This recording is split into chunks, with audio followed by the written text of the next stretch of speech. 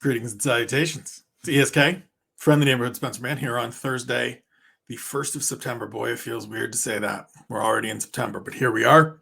UFC Paris is on Saturday. That means it is time for 10 Things I Like, our weekly Thursday trip through the fight card where I tell you the things that have me excited about what's on tap on Saturday. You've been here. You've been doing this with me for a while. I've been doing a piece like this for much of my career, and so we'll dive right in. First thing, Ciryl Gane's demeanor. So I got the chance to talk to the UFC Paris headliner, the former interim champion, on Tuesday. I've talked to him throughout his career. We have a good relationship, both he and I, and he and his coach, Fairn Lopez. Called him up, had the chance to talk, and to have someone in his position, coming off his first career loss, fighting at home, headlining at home, and it's a big historic event for Paris, for France, the first UFC event in the country after many years of fighting for legalization and it only being legal for a couple of years now. For him to be in the spirits he was in when we spoke on Tuesday. Lots of laughs, very excited, looking forward to this opportunity. He called it a celebration. And you don't necessarily hear that from somebody in his position, right? Looking to rebound from the first loss of his career, a fight where he was winning and then didn't have answers for Francis Ngannou's grappling. You don't hear that. You don't necessarily, that's not, maybe you hear it, but it doesn't come across as genuinely as it did when I spoke to him on Tuesday.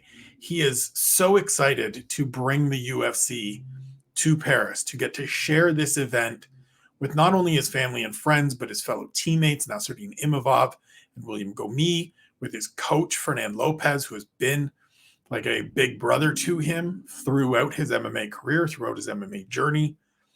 And it just feels to me like he is someone that is in such a great state of mind, frame of mind going into this, that I'm really impressed. This is one of those situations, and I wrote about it on Wednesday for OSDB Sports, where you never know what's going to happen, right? Losses, especially first losses, can really have an impact on a fighter. They can alter the way an athlete sort of comes out there and looks to compete and what they do in the cage, even the way they carry themselves sort of outside of the cage.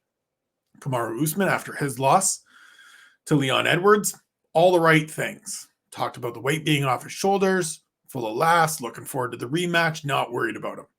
The other end of the spectrum, Ronda Rousey hides her face when she comes through the airport after losing to Holly Holm. Doesn't want to talk to anybody. Goes basically into seclusion for the better part of a year. Only person she talks to in terms of media is Ramona Shelburne from ESPN, who does a kind of glowing profile feature send up on Ronda. Goes out, loses to Amanda Nunes.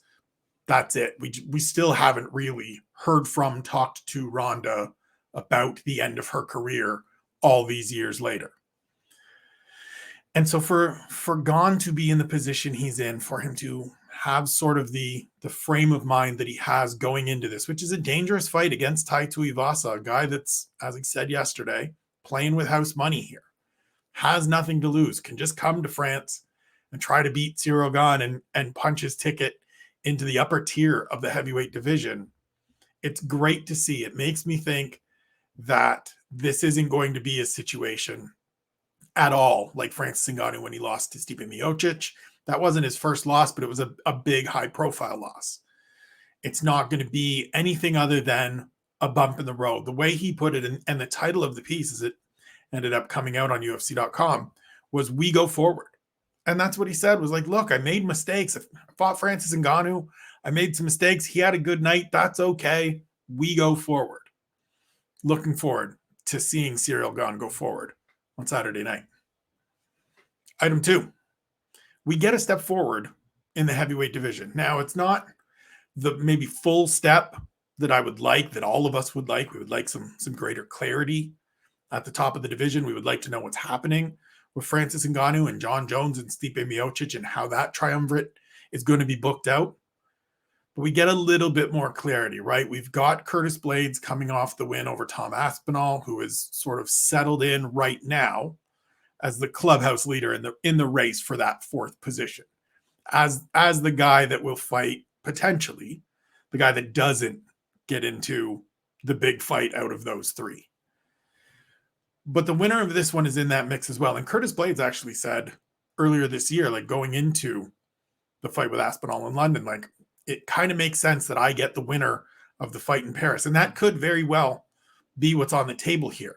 Either way, regardless of how this gets booked out, we're going to get a better understanding of what the absolute top of this division looks like, what the top of the division looks like in terms of the active fighters, right? Because Ngannou, Jones, and Miocic, as great as they are not currently active.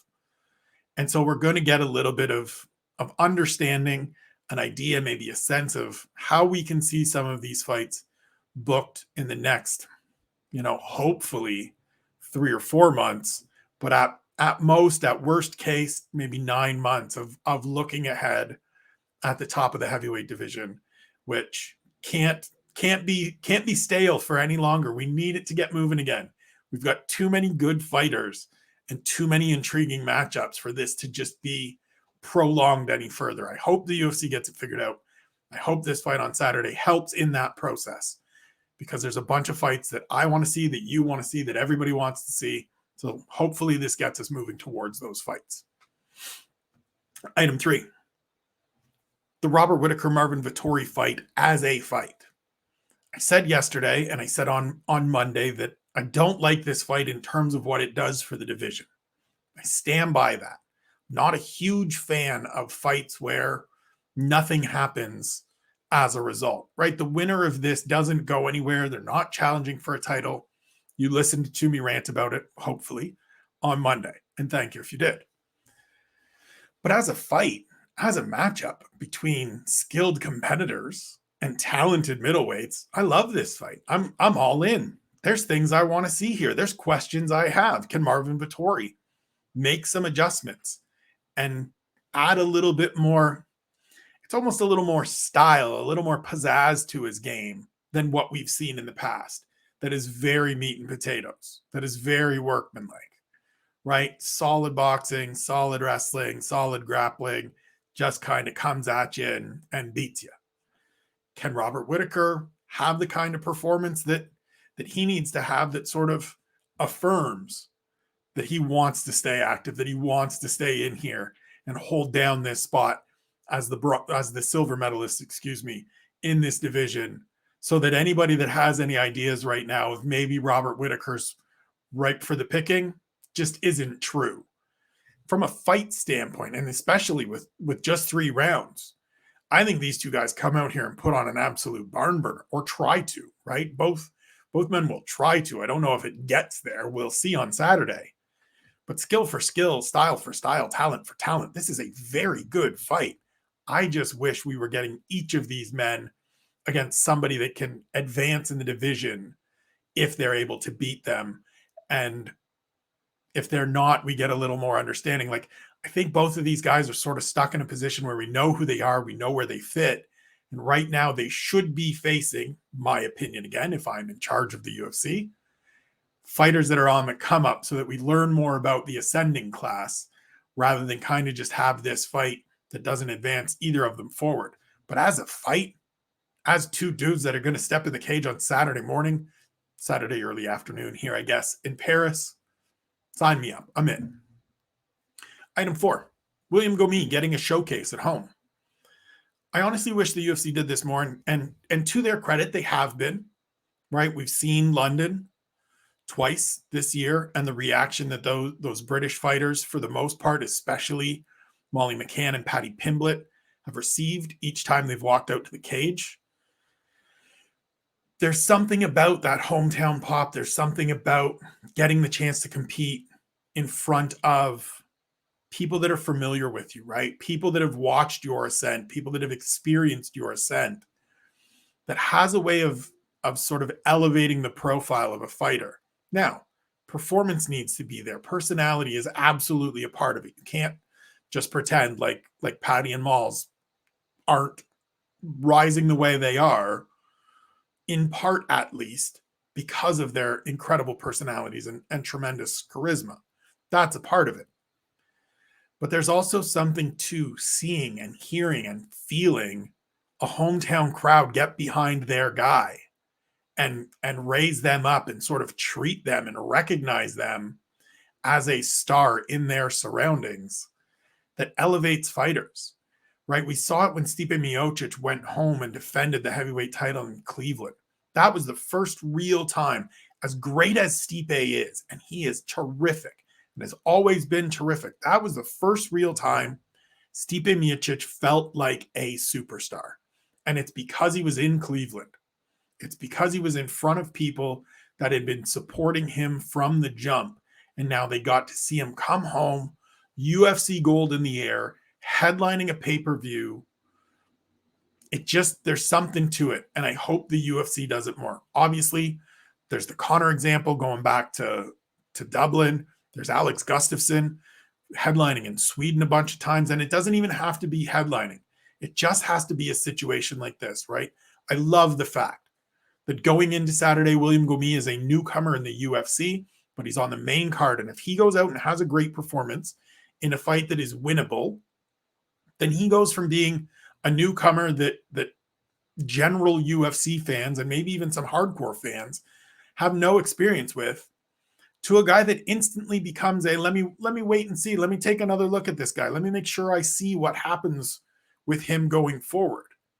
Because that's what happens, right? He's going to come out and people are going to pop, and the people on the call are going to tell you all about his exploits in Cage Warriors and other promotions and the finishes that he's had. And you're going to see some highlights, and he's going to look and he's going to feel like he's somebody you got to pay attention to. And a piece of that, outside of the skill, outside of the result, is that he's going to get treated on home soil like a superstar. I love that it's happening. I hope that it happens more going forward. Number 5, Charles Jourdain and Nathaniel Wood. I love everything about this. Everything. Toutes les choses. Love it. Any way this goes, it's a terrific fight. If it's a brawl, it's terrific. If it's technical, it's terrific. If they grapple and scramble, it's terrific. But it also tells us a great deal about each fighter. So it's a great opportunity for Charles Jourdain to make a relatively quick return from fighting in July on Long Island and maybe get back in the win column. It's also a quick return for Nathaniel Wood, who fought a week later in London and got a good win in his featherweight debut. It's a chance to get a greater sense of where these two guys fit in the division, sort of just outside the top 15 right now, but we get a little better understanding of where in that second 15 they are and maybe how much further up into the rankings, into that top 15, maybe top 10 they can climb over the next year. I think it tells us about Wood's shift to this division and how far he can maybe go or not go. I think it gives us a chance to see some potential improvements from Charles Jourdain, who is always trying to improve, who is always looking to bolt things on between fights, and was very diligent in his pursuit of this opportunity.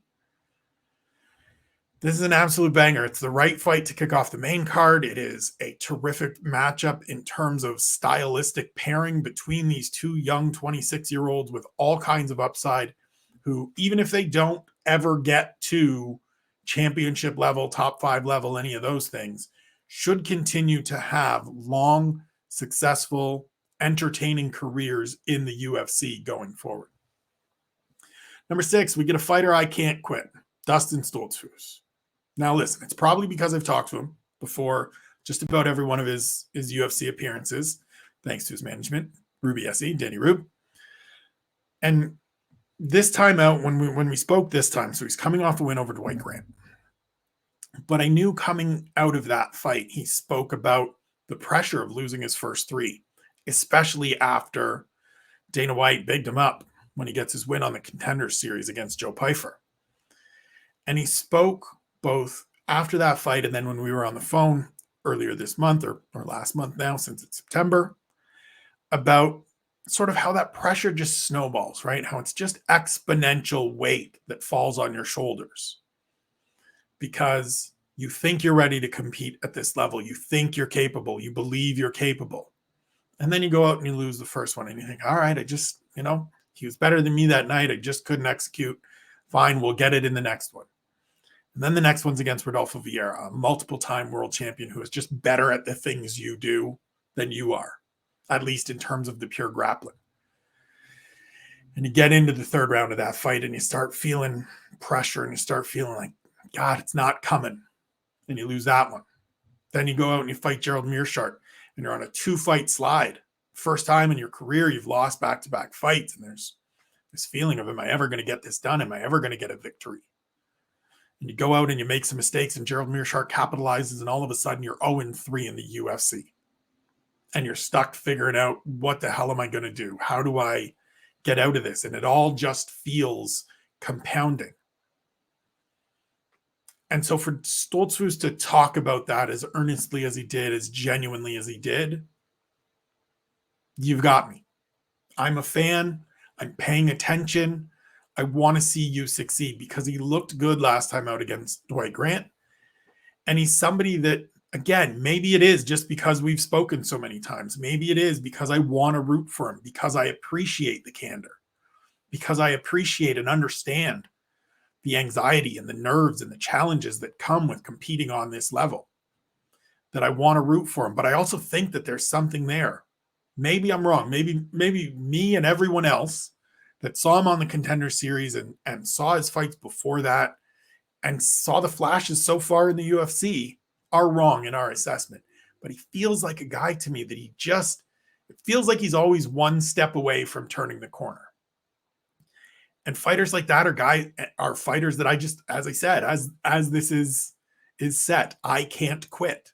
There's somebody that I'm going to continually think is just one win, one good performance away from turning the corner. He's got a tough fight, a good fight against Abus Magomedov on Saturday.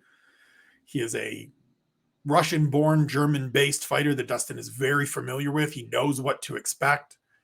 He's going to have his full corner with him for the first time in his UFC career. I want to see how that impacts things. I want to see how that influences his performance. And I just want to see if this guy that I have a sense about and I have a little bit of a soft spot for can go out and have a good performance on Saturday. Number 7, the Michal Figlak debut. So when my severe MMA cohorts, Ian O'Neill and Harry Powell, tell me that somebody is a quality prospect, and Harry describes their style in the cage as mean and, colors it up with some curse words and Harryisms that I love, I'm in. I'm all in. And so Figlak is a guy that's 8-0, coming in off a very good win over Agi Sardari, former Cage Warriors champ. He's facing a solid opponent in his debut in Fares Zayem, who has got 2 wins in the UFC, 2 solid wins in the UFC over good fighters. Lost last time out to Terrence McKinney, but as Harry would say, these things happen in MMA. Terrence McKinney is a very good fighter. And so this is just a chance to see this young, up-and-coming 26-year-old with an unbeaten record who has done well at one of the highest regional levels there are in the sport, and just get a sense of where he fits and whether he belongs at this level right now, and also where he fits in this division, both right now and potentially going forward.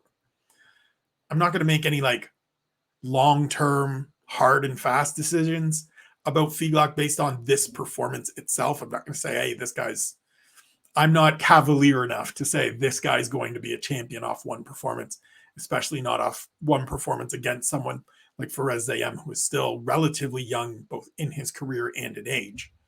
But it's a chance to get a sense, and it's why I like preliminary card fights. It's why I pay attention to all this stuff. It's why things like this land on shows like this, where I'm talking about the things I like. This is a starting point of a UFC career, and I look forward to seeing what the rest of it brings. And I think Saturday will tell us a little bit about what the rest of it may bring. Number 8, Nassourdine Imavov's upside. So this guy I've been talking about all week. He was my fighter to watch on Tuesday. Talked about him yesterday in one question. He's 26, smooth striking, sharp striking, clean striking. He can grapple. What is not to like about this guy? He's coming off 2 good wins And those performances were the kind of fights, especially coming off the loss to Phil Hawes, which if you watch it back as he did this week, he sort of accepts positions throughout the first and second round of that fight. And then in the third, when he starts letting go of his hands and he starts asserting his own will in the fight, if you will, he starts having success and he rocks Phil Hawes a couple times and he puts him on shaky legs a couple times. And you go, oh, okay. And since then, as I wrote about on Tuesday, he sort of built from that and decided, I need to be first. I need to be the one acting, as opposed to accepting whatever is coming my way. And those two fights, those two wins over Ian Heinisch and Edmund Shabazian were, oh, I see you moments for me. Like, okay, he's figuring it out. He learned from the Phil Hawes fight.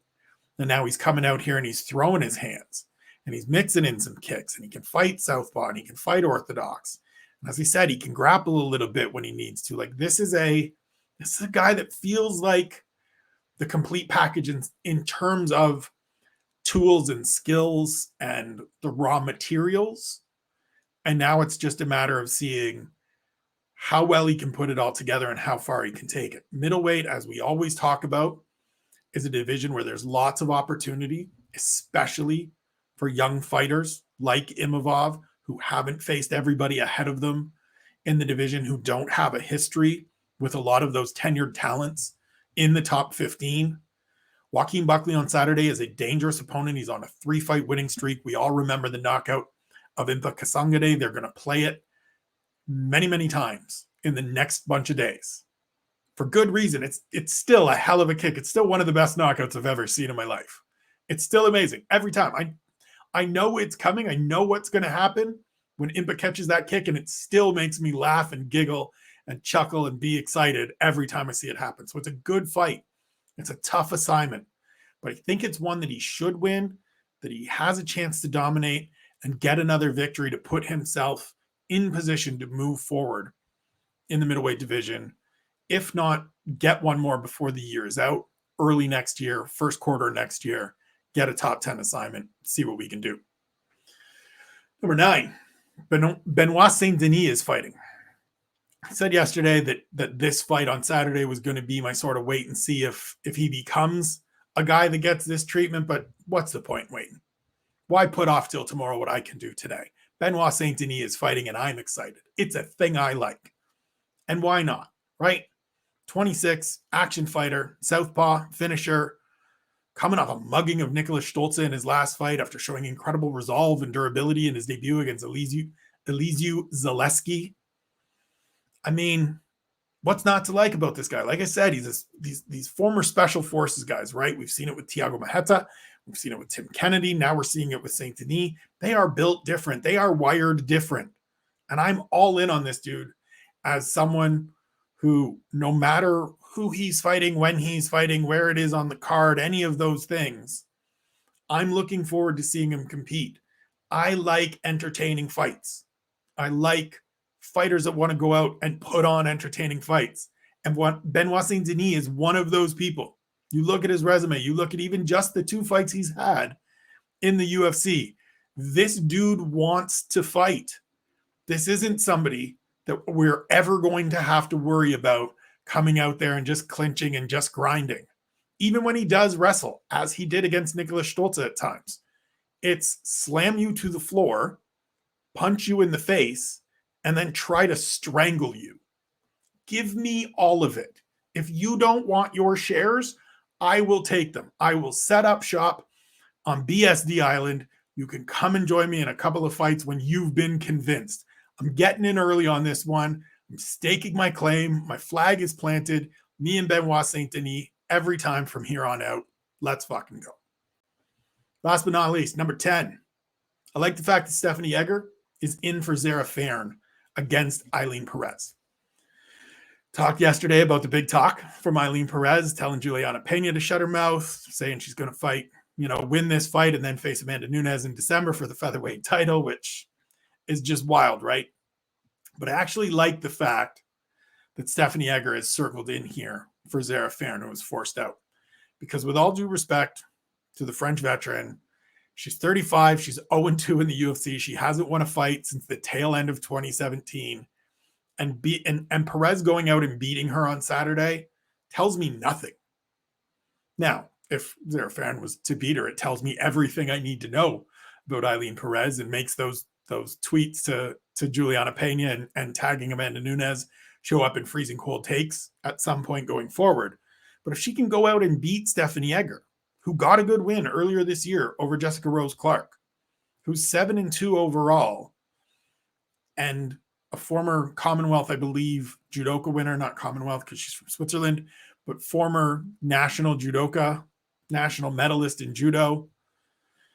This is a good win if she can go out and get it. This is a good fight. It's a good matchup. And I know that there's only a 1-year age difference between the 34-year-old Stephanie Egger and Zarah Fairn, and that the records aren't that different, right? 7-2 or 7-3 isn't all that far off from 6-4.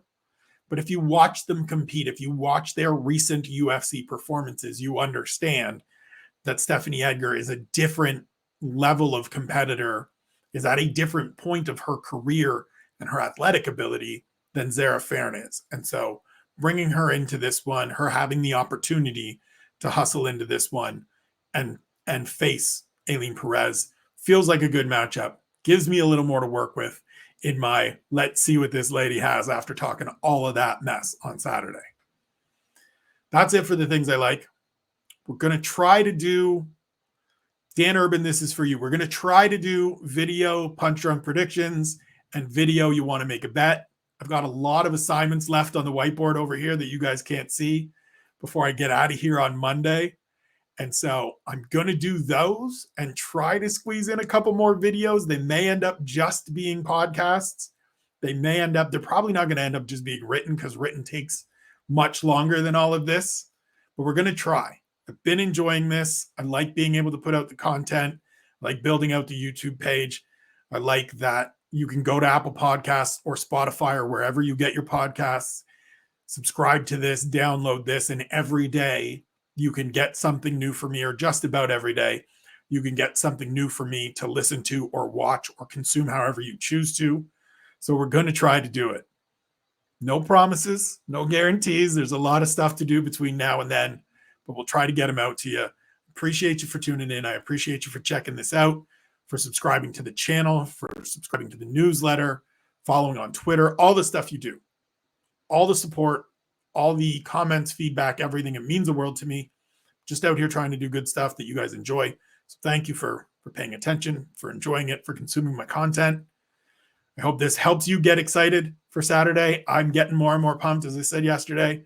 Every time I talk about these fights, I get a little bit more excited. And I think you can hear it and feel it in my voice and in my presence here. Saturday can't come quick enough. It's breakfast and face punching. I can't wait. UFC Paris is going to be a good time.